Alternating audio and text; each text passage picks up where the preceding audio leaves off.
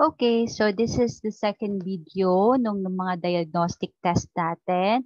So on the first video, actually third pala, kasi on the first video, yung lecture. The second video is about the unit root test. And this is the third video. So this is about multicollinearity. So, the same set of data. So, hindi ko na inulit. So, naka-encode na dito sa eView software natin yung, again, yung food security index at saka yung apat na independent variables. So, in this video, ang i-run naman natin is the second diagnostics test, which is the multicollinearity. So, before tayo mag-proceed, i-refresh ko lang kayo regarding the test for multicollinearity. So for the test of multicollinearity, so dito, we will check kung or yung mga predictors. When we say predictors, yung mga independent variables are not correlated. So meaning to say, kung dun sa unit root test, 5 variables yung chinek natin, yung kanyang kung kung stationary or hindi, dito, ang i-check lang natin is the predictor variable o yung other term for independent variables. So, how are we going to do this? Ire-regress natin yung lahat ng independent variables with each other. So, di ba meron tayong 4 na independent variables? So, iisa tabi muna natin yung food security index natin. Ang i-regress natin is yung gagamitin natin yung isang independent variable, gagawin natin siya as dependent variable, and then the rest. So, ganun yung gagawin natin. So, magkakaroon tayo ng separate regressions doon sa mga variables natin. Gagawin natin yon, and then we will check its VIF, or the variance inflation factor, which assess how much the variance ng regression increases if your predictors are correlated. So, paano natin makikita kung may presence siya ng multicollinearity? Pag kasi multicollinearity, ibig sabihin, correlated yung ating mga predictor variables. Kapag ka equal to 1, maganda kasi wala talagang multicollinearity.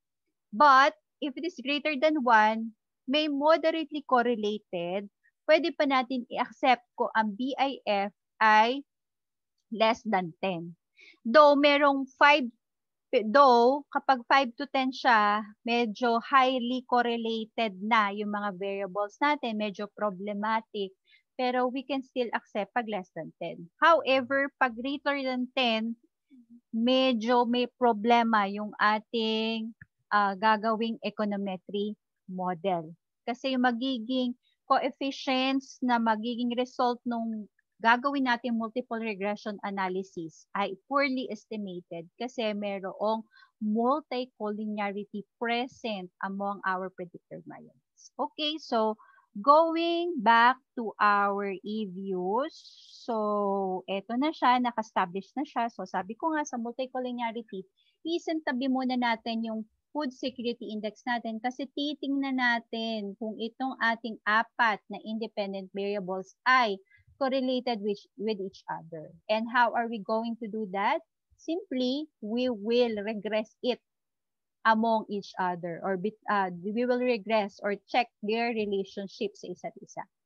So let's start with PEP doing as our dependent variable at independent variables natin itong tatlo.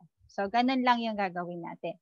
Tapos yung sumunod, SAT naman yung ating magiging dependent variable at ito namang tatlo yung mga magiging independent variable natin.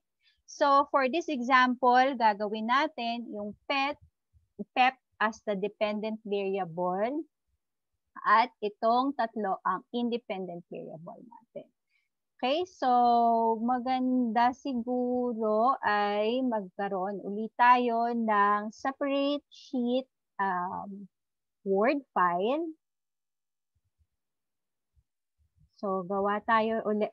Kanina yan yung ating unit root. Gawa naman tayo ng Word file for our multicollinearity.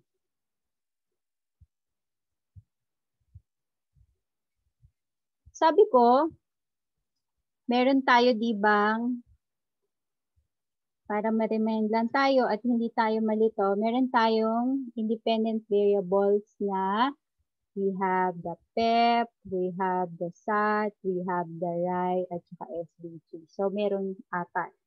So, isang tabi muna natin kasi sa multicollinearity, we're just talking about our predictor variables or the other term for independent variables.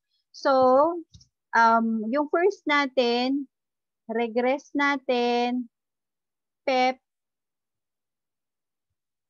PEP as a function, as a function of SAT, RAI, at saka SDG. Yung second, regress natin. Actually, multiple regression na yan gagawin natin. SAT naman, as a function of PEP, RAI, saka SDG. Third, regress naman natin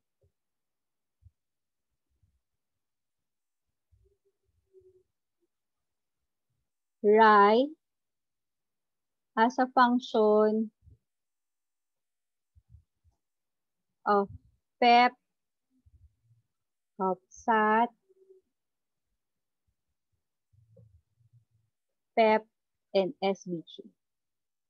And fourth, i-regress naman natin ang SDG as a function of SAT, PEP, and RAI. Okay, so may gagawin tayong 4 na multiple regression para ma-check natin kung hindi correlated ang ating mga regressor independent variables with each other. So we'll be doing 4 regression, pero for the sake of this discussion, I'll just do this one and you'll be doing the rest. Okay, so pakikita ko lang yung i-regress natin yung PEP. Pero para ma-explain lang sa inyo, since meron tayong 4 na independent variables, 4 na multiple regression for testing the multiple collinearity test ang gagawin natin. Okay, balik na tayo dun sa ating e-views.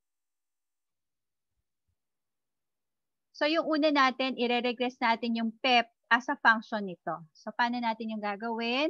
Like sa simple regression, punta tayo doon. Actually, pwede dito. Sa process make equation, pwede rin naman dito. Sa dito lang pala. Process, and then make equation.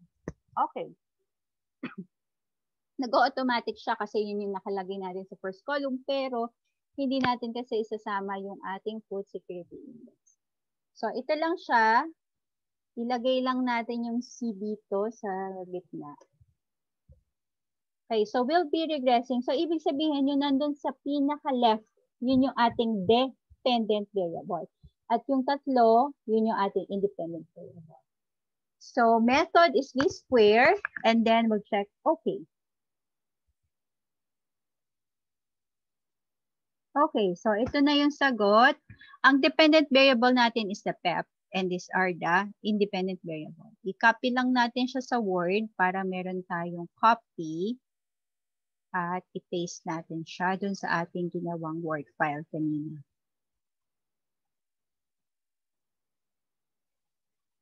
Okay. Okay, so yung first method, di ba, sa multicollinearity is to regress PEP, one of the independent regressors, with the rest of the other regressor. So yung PEP natin ang naging dependent variable. At paano gagawin ng BIF? Actually, kukumputin natin siya. The variance inflation factor is equal to 1 divided by 1 minus its R square.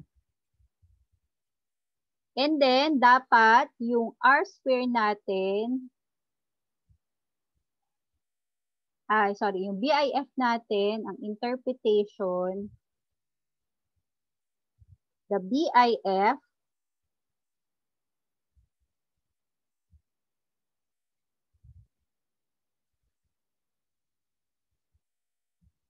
kung natatandaan nyo yung ano natin, dapat less than 10 siya. So, pwede pa siyang i-accept or dapat equal. Pwede siya ng equal to 1. Yun talaga yung walang uh, present, well, they are not correlated. Pero pwede na rin accept pag less than 10. Though, medyo problematic naman siya. So, compute natin siya. Here.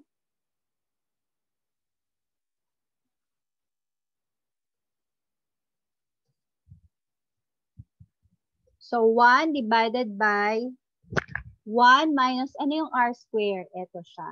So, yung value ng r square natin, 0.97 kung i-round up natin. Okay, so ano yung value ng ating BIF? 1 minus 0.97 is 0.03. Then 1 divided by is 33.33. So, kita pa lang natin na greater than 10 siya. So, ibig sabihin, ang ating PEP ay correlated sa ating independent variable. So, medyo problematic yung variable natin na PEP. So, dapat hahanap tayo ng, or check din natin yung iba kasi magkakaroon siya ng impact pag niregress natin. So, that is for PEP pa lang. Ngayon, i-check nyo na. It's your time to check naman for the SAT, for the RAI, and for the estimates. Okay, so this ends our discussion for the second diagnostic test. And the rest, it will be your group activity for the laboratory. So, thank you again, and God bless us all.